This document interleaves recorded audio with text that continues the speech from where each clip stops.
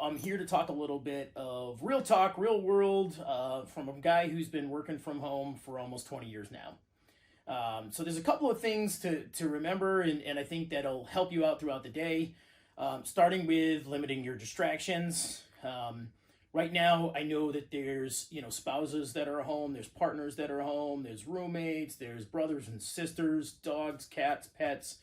There's all the chores that we have going on as well, because times are different right now, and we all have to make changes. There's a lot of sacrifices going on, but the distractions are going to be very real. So it's important to try to find yourself a space in your house to work with, whether that be a dedicated office if you are fortunate enough to have that. Oftentimes it's a bedroom.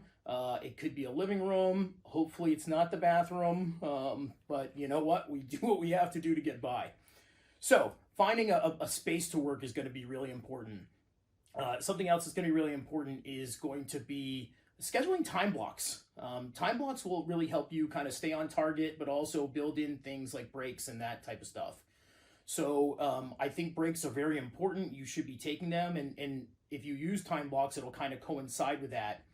You could think of a time block as a block of time in your calendar. We use time blocks every single day. We might not just think of them that way. A lot of people like to work in like 60-minute or 90-minute time blocks. And when you're done with your time block and you get up and stretch and take a break and come back to work again, when you sit back down, you can go through your emails, see if there's any hot button items, and after you're done with that, continue to work on your tasks that take a little bit more time. And then when your time block is up, you get up, you stretch, restroom, you have some lunch, and then you're going to come back and hit another time block. So I think that's a really important one. The other one that should be helpful to people is setting some boundaries. I think it's very normal to feel a little bit of guilt when you work from home. A lot of us or a lot of you and a lot of my staff are being sort of forced to work from home right now.